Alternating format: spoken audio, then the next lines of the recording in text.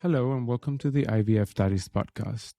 I want to make a disclaimer because in today's episode, we're excited to introduce you to a guest whose story is so powerful. And due to the sensitivity in the political climate surrounding minority groups, surrogacy, and transgender community in the United States, and also including Black maternity health care, we've made the decision to protect her identity. Despite these challenges, our guests bravely share her experience with us, offering invaluable insight in the complexity of identity and activism. And we're honored to provide a platform for her voice to be heard. Join us as we delve into her story and explore the importance of understanding empathy in today's world, especially regarding Black transgender communities through IVF and surrogacy. Hello, and welcome back to the IVF Studies podcast. My name is Julio. My name is Richard. And today we have a special friend of ours from New York City. How are you? I'm well. How are you both doing today? We're doing great. We're very excited to hear from you and to share your story with the world. And thank you so much for being a voice for those who don't have one. Thank you so much for the invitation and the opportunity to speak. This is an honor, and I'm really looking forward to being in conversation with you both today. We're excited too. So you grew up in Chicago and then New York in beautiful multicultural environments. They gave you inspiration to do your BA at New York University and then also your MBA at Yale. I'm like, clever. Correct. Yeah. Then following on from that, you have now followed in your passion into helping immigrants in the LGBTQI plus community. And to this day, you're continuing to do that. So we're going to touch on that in a little bit. But one of the things is you speak Spanish. So for all of those of you who are listening to our Spanish podcast, please watch out because we will be doing another interview very soon. Very soon indeed. Yeah. So one of the things that I wanted to touch base is since we both are I lived in New York for 14 years, and I remember being in New York and being a supporter for diversity and fighting for rights for the LGBTQIA plus community. And then moving out of New York, for me, I just realized that what I was fighting for sometimes 5 years later or some years later would hit the world. So how does it feel for you to go through the IVF process in a city like New York? Absolutely. So I think that New York City, so it's been my home for just under 20 years at this point, and I think there's good reason for that, right? This is a city of immense opportunity, formidable challenges for sure. There's things that make New York City at times a tiring place to live, but I just think because it truly is the crossroads of the world, as cliched as that saying might be at this point. And so I think going through the IVF journey here in New York has really been a blessing just because so much of the journey, from my experience, is about building relationships with people that you can trust. And it's really easy to do that in New York City because, one, there's just so many people, right? There's so many people, there's so many avenues to meet. It's like potential points of overlap socially. So I think that, and also as well, politically speaking, I think that I align with more or less the average person's political views in New York on many issues. And so it's in the American context, a relatively like liberal, left-leaning city, which makes a huge difference too, for reasons that I'm sure that we'll get into later. But I just think that from the perspective of going through this journey, there's really no other place in America that I could imagine would be quite as welcoming and quite as just, I don't know, like I can't imagine any other big city really feeling as much like a village from the perspective of the IVF process as New York City does. I'll put it like that. And we definitely know that it takes a village to end up having your child. I guess one of my questions really is that robust ecosystem that you have in New York, how has that really identified with you as a person growing up? Because obviously you've only been in New York for 20 years. It's a long time. But your childhood through adolescence into adulthood, how do you feel that has impacted you and who you are? Absolutely. So the question is just like how like my background has affected the person I've grown into. And Correct. And in New York, yeah, for sure. No, so I think that And this is something that as a child I wasn't necessarily aware of, but apparently the neighborhood I grew up in Chicago is like has a long-standing history of being left-leaning, again, not on every issue, but on many issues, like a mecca of relatively progressive thought. And again, didn't think about that growing up there. It was just the world I knew. So I think that kind of growing up in multiracial America, like specifically in Chicago and specifically in this neighborhood that actually I learned as an adult has this long history of like social justice oriented activism. That has absolutely shaped like how the person I am today in New York City. So today as well, I have friendships with people of all different backgrounds, and it's not something that I intentionally set out to do. It's just I think the way that I learned to relate to people growing up in Chicago in a multiracial city is in large ways analogous to what it means, I think, to live um, a life that's inclusive in New York City, right? It's like about learning to communicate across difference, which is something, again, I didn't know that was a skill I was picking up, but it's something that I did garner from my time in Chicago. And it's something that I carried with me. And so I've been able to create this kind of really beautiful network of just people of all different backgrounds from different nationalities. And yeah, like I feel like my childhood in Chicago was like a great springboard into leading the life that I currently enjoy in New York City. That's amazing. So you get to experience a broad multicultural community since the get-go. You touch base on diversity and multicultural, especially in your job. Can you let us know what is your background, your cultural background, race, and pronouns? Absolutely. So my pronouns are she and her. And in terms of background, and I'm going to contextualize it because I know that not all of our listeners are going to be from the US, but in the context of the United States, I would identify as Black, specifically Black American. And now, of course, Black is recognized as a race in America, but it typically most Black people are actually descended from many different peoples, right? Just by virtue of the fact that we've lived, many of us have families that have lived here in this country for centuries. So my family, most people would identify as Black, but we are a rather multiracial family. Some of my ancestry is Ashkenazi Jewish, some is Irish, and there are many members who have married into my family who are, right, like Indian from the Caribbean, or some of whom are Chinese and like other ethnicities as well. So our family reunions, we often joke that they look like a convening of the United Nations because that's just who we are. My husband himself is actually also from India, but that is my personal background. If you ask me to just give a one-word answer, I'd say I'm Black. If you had time for a longer explanation, then I'd go into all the details that I just mentioned, being partially Ashkenazi and partially Irish. And how has that formed your awareness or your knowledge around Black maternal health? Is that something that you've come across, and can it talk to us about? 100%. So I think as you mentioned in your intro, thank you so much. A lot of the work I've done throughout my career has been focused on just like general organizing and civil rights, specifically for the LGBTQ plus communities and immigrant communities, both here and abroad. But being Black, I'm keenly aware of the disparities, both in terms of like access to healthcare and many other metrics in the United States. I'm keenly aware of how our experience often differs from that of other ethnic groups, particularly when it comes to accessing healthcare that is affirmative and responsive of our needs and also affordable. So it's really just by virtue of being Black and being a woman like in America that I am keenly aware of the unacceptably high maternal mortality rates for Black women not being believed when they go in for treatment for pregnancy-related complications, as well as if we look at the current political landscape, like all of the abortion restrictions, a lot of them are concentrated in states that are in the South, the southern part of the United States. And the southern part of the United States is still the place where most Black people in America live. So if you think about just structurally, like now, by virtue of just like where people live, I think there's an argument to be made that access to reproductive health care is yet further curtailed for the Black community by virtue of the fact that the majority of us live in a region of the country where very restrictive laws around access to reproductive health care have been passed over the last 2 years.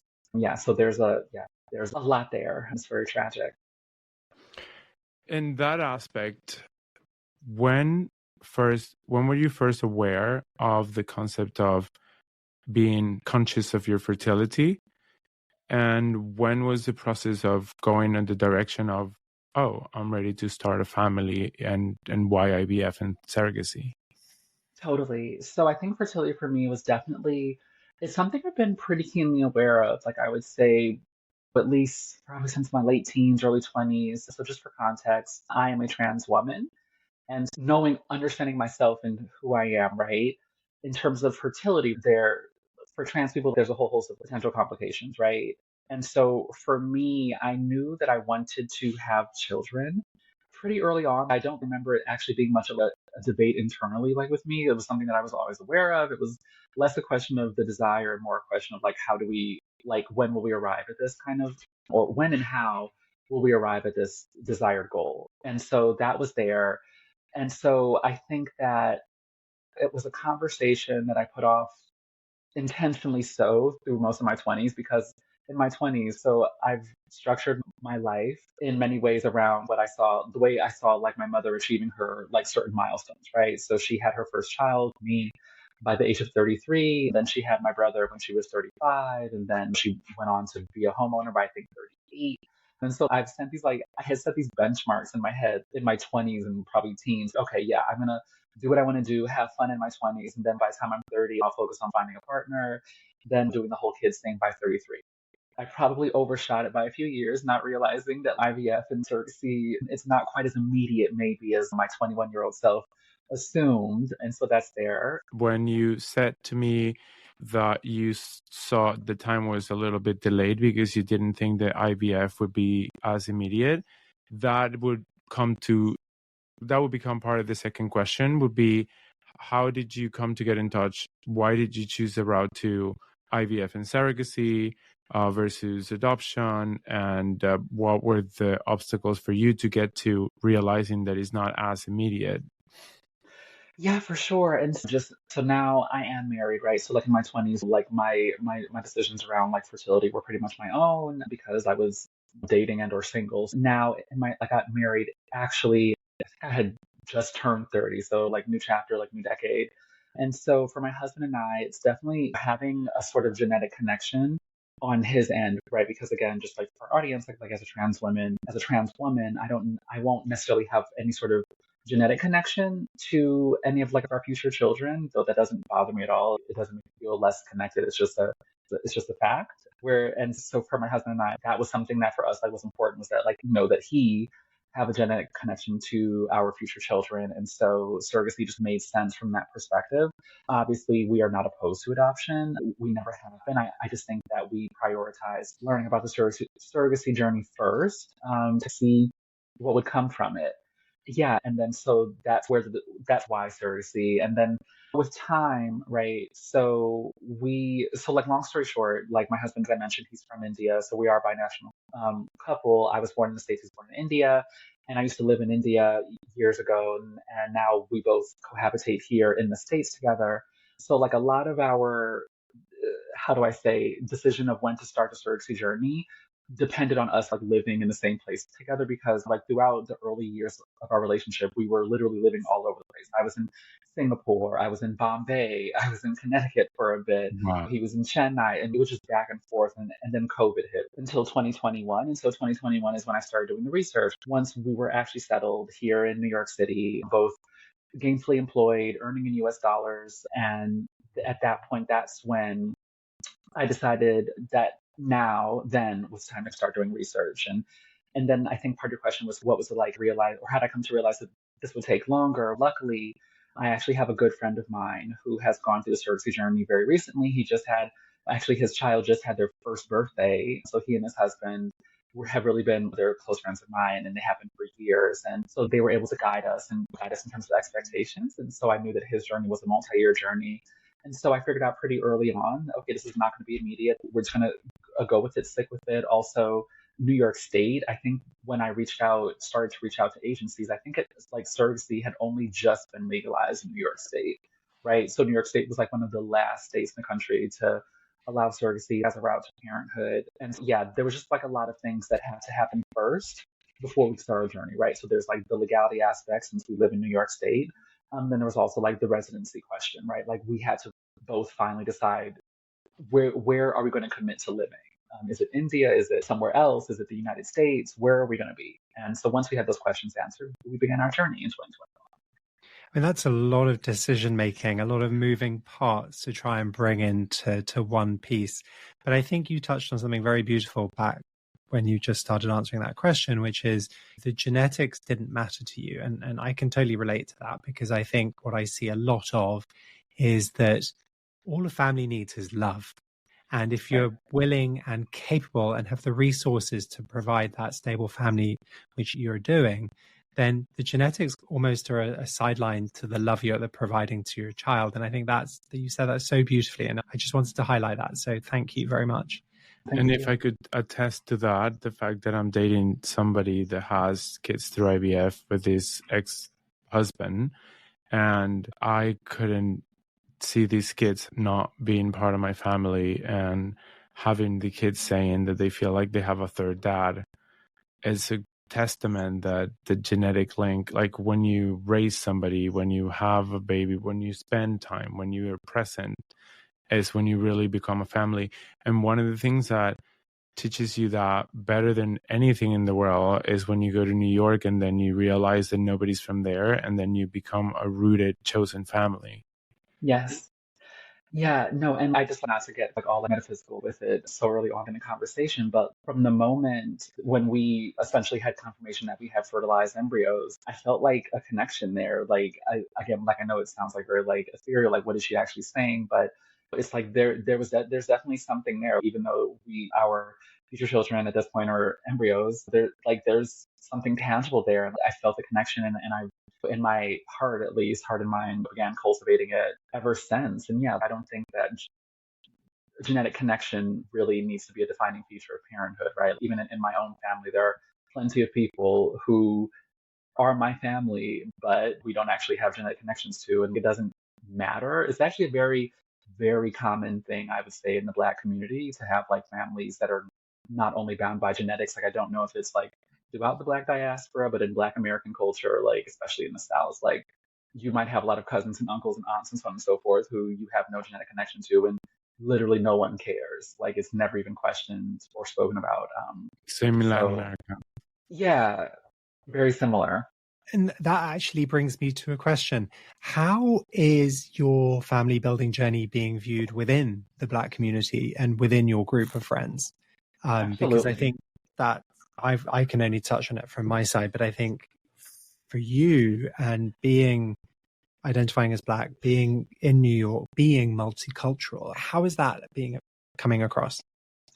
Yeah, and so it's really interesting because I think that I think surrogacy for most people, like I would say across like racial groups, but particularly in the Black community, like it's still like a relatively new kind of thing. So I've shared, of course, my journey with my mom and my aunt, for example, and maybe other members of the family too. And I think they were just like generally like they just heard, oh, she's gonna have a kid, great, but not really understanding like the mechanics of it. So I don't know that there's been like a reaction to the process per se within my community as much as just, oh, she's going to have a kid, that's great. And but then because it is a longer process than for most people who are going to have a child, there is some kind of explanation that I've had to give, but I haven't found like any sort of strong reaction in either direction. Like I think that in my personal community, the Black people like in my family and people of all races in my family and in my community, like no one has really had any particularly strong reaction to the idea of becoming a parent via surrogacy. They're already just like planning out, oh, if she's going to be a parent,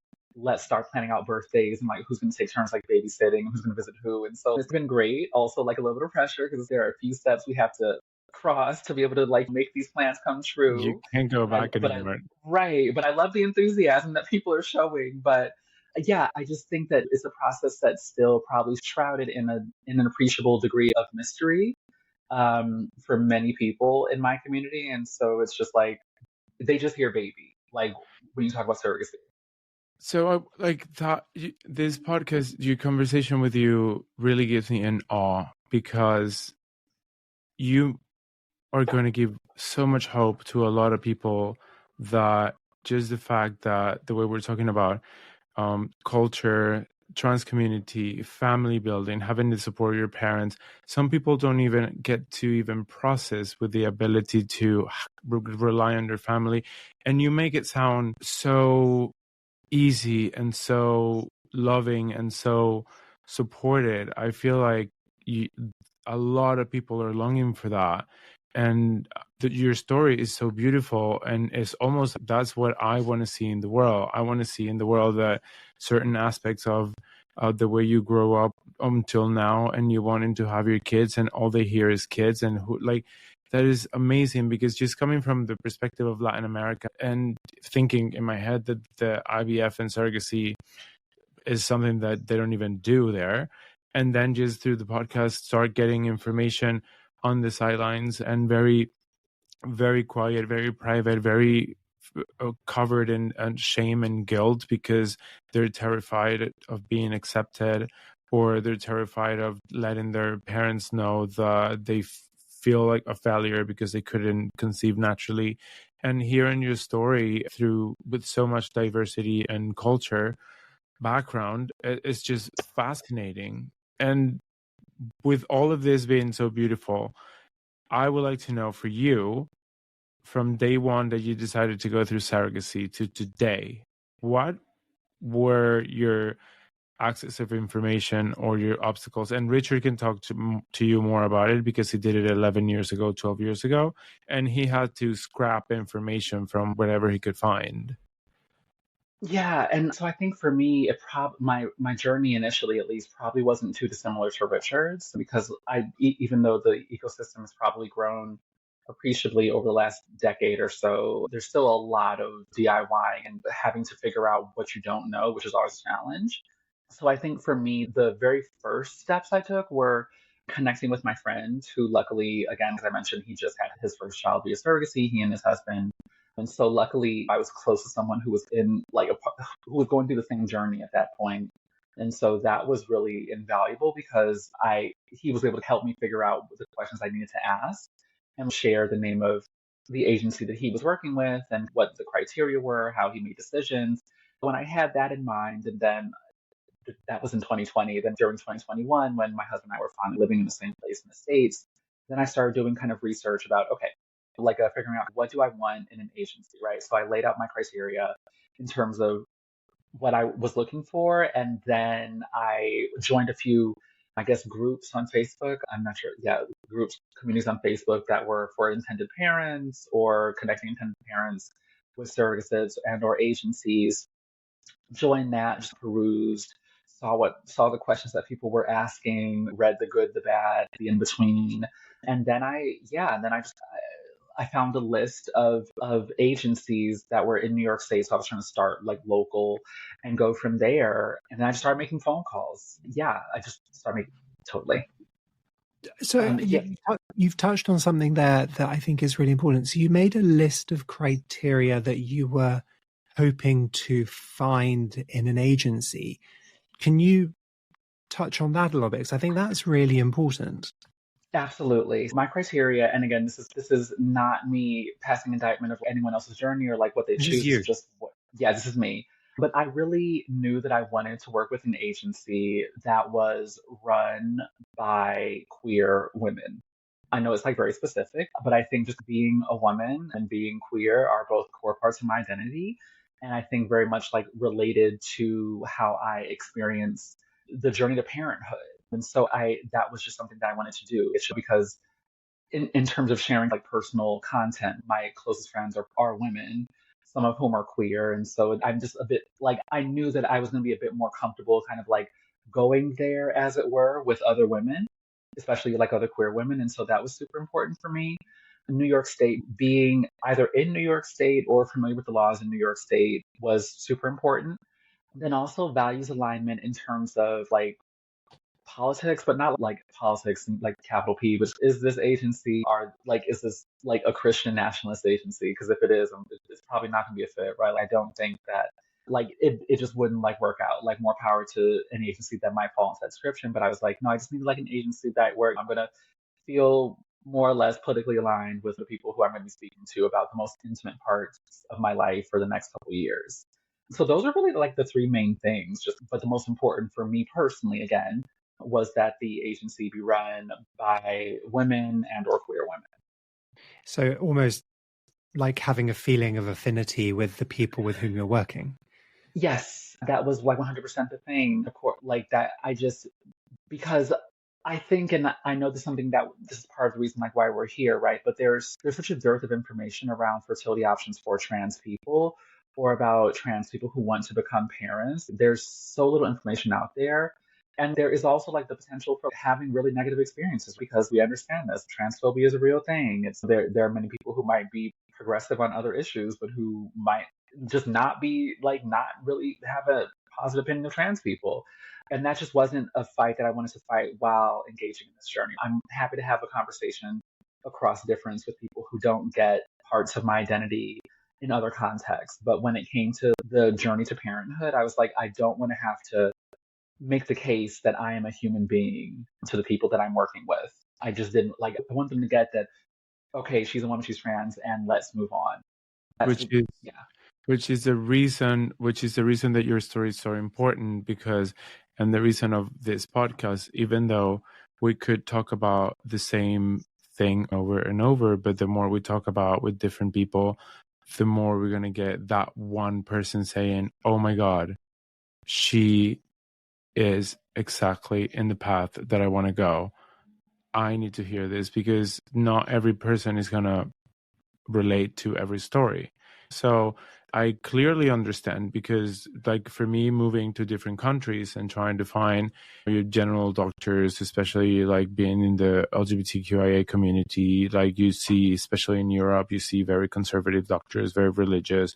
There's certain things that you can disclose, or you're like afraid to ask because you already know you're going to be judged, or they're like, and so I can totally understand when it's a personal process to also convince your doctor to, or your agency, or the people that you're working with, to understand who you are as a person. When you already went through that and you already made peace with yourself and have to like rehash that, is there's almost a sense It's of exhausting. taking away that humanity. As you're a human Yes. being and you are you, and we love that, and we want you to be able to go, this is my hope, my dream, this is what I want.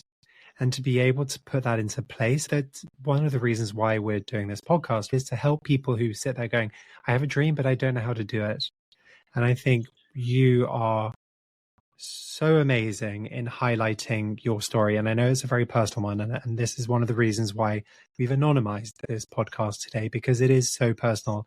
And you are such an amazing human being for talking to us about your journey today.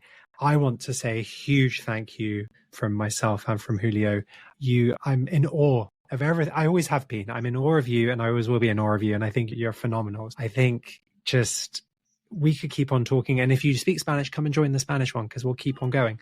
But I don't want to take up too much more of your time. Thank you so much for your time today, and keep being that shining beacon of light that you are. Thank you. And I want to say on my part also, thank you so much, because the reason that I decided to go and doing the podcast is because the podcast gives us the autonomy to choose who do we want to talk to and who do we want to connect with. And if I think and we think that you are an amazing human being overall, as a wholehearted, and we can make someone feel seen, and somebody said, oh my God, I can relate to this story, and there's hope and this possibility for me, because the way you tell your story to me, it sounds like I've seen so many struggles and so many obstacles that is ultimately it's just amazing. I think, thank you so much for being such a beautiful